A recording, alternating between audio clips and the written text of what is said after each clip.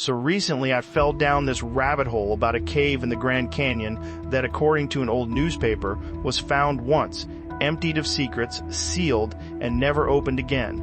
Not closed for the season, not come back with a permit, sealed. No tourists, no photos, just one strange article from 1909 and a century of people trying to decide if it was the discovery of the century or just a very fancy prank. To picture how this starts, forget drones and GoPros. You are in the American Southwest in the early 1900s. Phoenix is still a dusty little city. The Grand Canyon is not a national park yet. It is this remote, barely mapped wound in the earth that river runners and a few scientists talk about like it is the moon. Newspapers are in a knife fight for attention, and there is no television to compete with. You sell papers with war, sports, and weirdness. On April 5, 1909, a little paper called the Arizona Gazette runs a front-page story with a headline that might as well have had flashing lights around it: explorations in the Grand Canyon, mysteries of an immense rich cavern being brought to light, remarkable finds indicate ancient people migrated from the Orient. The article reads like someone took every lost civilization fantasy and crammed it into one column. The main character is a guy named G.E. Kincaid. In the story, he is this tough, experienced explorer who decides to run the Colorado River in a wooden boat, solo, all the way from Wyoming down through the Grand Canyon. Picture that for a second. Sheer walls rising a vertical mile over your head, rapids chucking you around like a toy, no emergency radio, no park rangers, just you and the current. According to the article, somewhere deep in that canyon, he looks up at a cliff and sees something that does not match the rock. A stain, a shadow, a dark oval on a sheer wall thousands of feet above the river, the kind of thing most people would clock as and then keep paddling. Kincaid, in the Gazette's version, beaches his boat, pulls a rifle and a camera, and starts climbing. This is not a casual scramble. The article talks about him hauling himself up a slope of broken rock, then onto ledges 2,000 feet above the river, using what they call steps cut into the wall, like a ladder somebody carved right into the canyon side. At the end of that climb, there is a cave mouth. Not some tiny hole you squeeze into, but an opening big enough that he can walk inside upright and keep going. And this is where the story goes from adventurous to surreal. Inside, the Gazette says there is a long tunnel running straight back into the cliff, carved neatly out of solid rock. After some distance, that tunnel opens into a cross-shaped hall, with side rooms branching off like the arms of a plus sign. In those side rooms, Kincaid supposedly finds ledges stacked with mummies, all male, all wrapped, laid out in rows. There are copper tools. There are what the article calls granaries for storing grain. There are pottery shards, woven fabric, little statues. In the main chamber, the story says there is a big idol carved right out of the stone. Not a Native American figure, not a Christian saint. The description sounds like a Buddha statue, a figure seated cross-legged, lotus-style, hands out, with smaller, stranger statues arranged around it. The reporter calls the whole thing Oriental, over and over, which tells you a lot about how people were thinking back then. To them, Asia was one big blur of mystery, religion, and old stone. The punchline is that Kincaid does not just climb out, shrug, and keep going. He supposedly tells contacts at the Smithsonian Institution, and they send a whole archaeological expedition led by a Professor Jordan. They set up a camp, string wires into the canyon, haul out artifacts, and the scientist gives this grand quote about how these discoveries will link Egypt and the Nile to Arizona and the Colorado River. The piece leans hard on that idea, that this cave proves some ancient migration from Egypt or Tibet or somewhere over there into the heart of the American Southwest. If that had really happened, history books would look very different. You would have kids in school memorizing chapters about Egyptian, Tibetan American hybrid cultures in the Grand Canyon. There would be a giant museum hall somewhere full of those statues and mummies. The ledge where Kincaid climbed up would have a steel staircase bolted into it and a long line of tourists taking selfies at the entrance. Instead, what we have is that one newspaper article, some copies of it, and 115 years of silence. Here is where the story leaves the cliff and falls into the weird space between legend and fact. People have been asking the Smithsonian about this thing for decades. Every time a new YouTube video or blog post pops up about forbidden caves in Egypt and Arizona, they get another wave of emails. The answer from the institution has always been the same. They have no record of any such expedition, no artifacts, no Professor Jordan on staff, no GEE. Kincaid and their employee lists, no field notes, no catalog entries, nothing. They even point out that the article keeps calling them the Smithsonian Institute, which is not what the place is called. It is a little like claiming you have inside access to the FBI bureau. Historians went further. Librarians in Arizona combed through old directories and census records looking for a Kincaid who fit the description. They checked academic rosters for a Professor S.A. Jordan in archaeology who would have been active in that era. Grand Canyon history buffs look through early trip reports, river logs, and correspondence. Nobody can find those two men anywhere outside that single article. No second newspaper picks up the story. No follow-up appears later saying, "Here is the incredible museum exhibit that came out of that cave." It is a ghost story pinned to a date. If you look at other newspapers from that time, you start to see a pattern. Small town and regional papers love to run wild tales under the banner of science and exploration. Lost cities in the Midwest, hidden tunnels under random hills, giants dug out of mounds. Most of them quietly faded once people lost interest. The Grand Canyon cave story should have done the same. What kept it alive was the setting and the way the canyon really does have places that, to this day, you are not allowed to wander into. That forbidden zone phrase gets thrown around a lot online, like there is a black rectangle on the official Grand Canyon map labeled "Do Not Enter, Government Secrets Inside."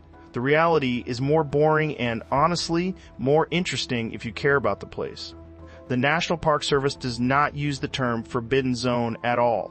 What it has is a long list of areas and specific sites that are off limits for reasons that have nothing to do with Egyptian mummies and everything to do with safety, respect, and preservation. Start with the obvious. Some of the canyon walls and side gorges are just deadly. Loose rock, vertical drops, no water. There are sections of side canyons and cliff bands that are closed because the rock is unstable, or because the only way in is through sketchy climbing routes that will get you killed if you do not know exactly what you are doing. Then you have contamination. Parts of the canyon are near old uranium mines. There is an area actually called Asbestos Canyon. No one is hiding a lost city there. They are trying to keep people from breathing or drinking something that will wreck their lungs or their blood. Then there are the caves. The Grand Canyon is riddled with them. Limestone, water, chemistry, and time mean there are hundreds of openings high up the walls and tucked into side ravines. A few are famous and easy to visit on guided trips. Most are not. Many of those caves are now locked or gated, not because of a secret civilization, but because they are full of fragile archaeological material or home to bat colonies that are barely hanging on. Imagine a small, dry cave halfway up a canyon wall that has stored 1,000-year-old corn cobs, sandals, woven mats, and carved wooden tools since long before Europeans set eyes on the Colorado River. You let unlimited tourists crawl in there, and in 10 years that stuff is dust. Or picture a big, deep cave that has become critical habitat for bats trying to survive a fungal disease that is wiping them out in other parts of the country. One curious caver dragging in contaminated gear could bring that fungus right to them. So the park and researchers gate the entrance, and only a handful of trained people with permits ever go inside. There are actual examples of this. There are caves along the river where archaeologists found delicate deposits and endangered wildlife and said, "That is it. No more random visits." They are sealed to protect what is inside, not because of some ancient hieroglyphic hallway, but because of tiny bones and guano and artifacts that tell a quieter, older story. On top of that, there are entire stretches of the canyon that belong to indigenous nations, the Havasupai, the Hualapai, the Navajo, the Hopi. Some of their sacred sites, salt mines, shrines, burial places, are absolutely off limits if you are not part of that community. You do not camp there. You do not climb there. You definitely do not film there for your conspiracy channel. Put all of that together, and from the outside you can see how it fuels imagination. You have a landscape that is visually insane, like another planet. You have a century-old newspaper clipping talking about a hidden cave full of Oriental artifacts.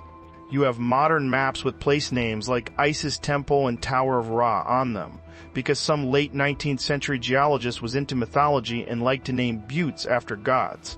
You have actual real restricted zones where rangers will absolutely tell you to turn around if you walk in without a permit. If you are inclined to see patterns, that is rocket fuel. You start thinking, why is that whole area over there closed? Why are there Egyptian names on the map right near the supposed cave location that the internet keeps posting coordinates for? Why do you need special permission to go into these specific caves? The simplest answers: colonial naming habits, hazardous old mines, bat protection, fragile indigenous sites do not scratch the itch. The sealed Egyptian cave with mummies does. When you step back from the mood and just look at the evidence, the thing falls apart. There are no photographs of the cave from 1909, no artifacts in any museum that match the description, no independent eyewitness accounts, no letters from the supposed archaeologists in any archive. The Smithsonian has gone on the record multiple times saying, "We did not do this dig, we did not receive these objects." The people named in the article do not show up in any of our files. Meanwhile, we have endless documentation of all kinds of other early Grand Canyon expeditions. We have journals from river runners in flimsy wooden boats. We have photographs of dudes in wool suits standing on ledges that make your palms sweat, surveying. We have early tourist shots on the rim. We have official survey reports and mining claims and railroad promotional material.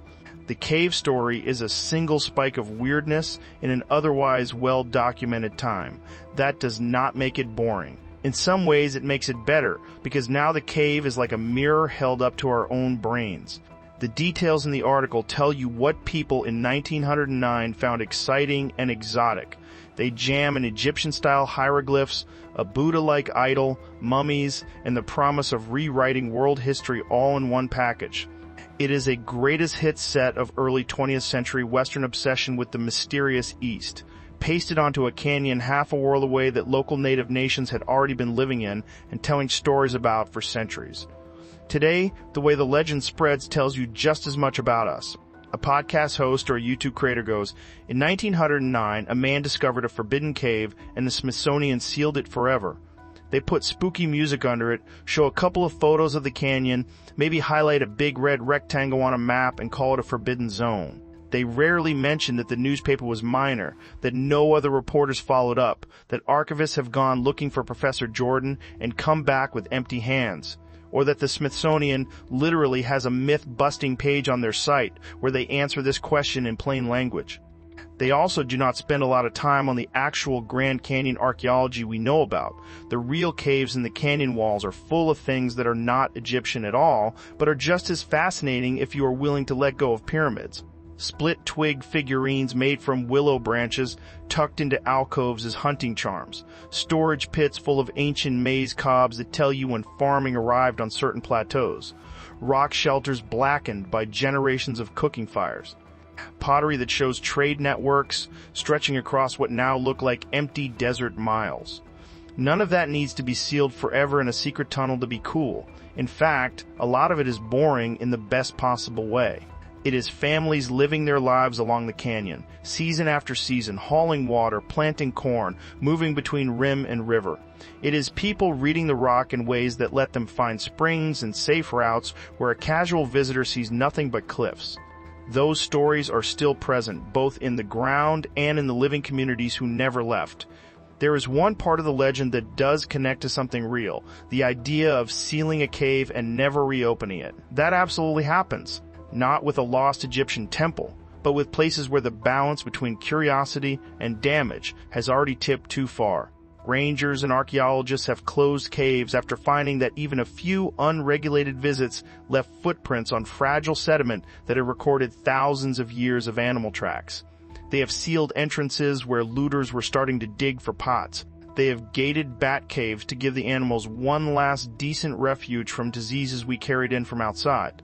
From far away, that can look like secrecy. Up close, it looks like triage.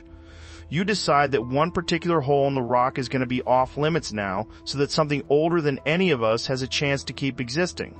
It is less Indiana Jones, more please stop touching this, it is not yours. So if you go looking for the forbidden cave of the Grand Canyon on a map, what you are really tracing is a line through different kinds of boundaries, park regulations, tribal sovereignty, basic physical danger, and the way our brains fill in blank spots with whatever mythology we like best. The wooden boat and the carved steps and the underground citadel make a great story. They pull you right in. But when you stand on the rim today, listening to ravens and watching the light crawl across 1 billion years of rock, the real secret is not that somebody hid an Egyptian temple and locked the door. The real secret is that the canyon is loud with history already. Most of it just does not look like what a Phoenix newspaper editor in 1909 thought would sell out an afternoon edition.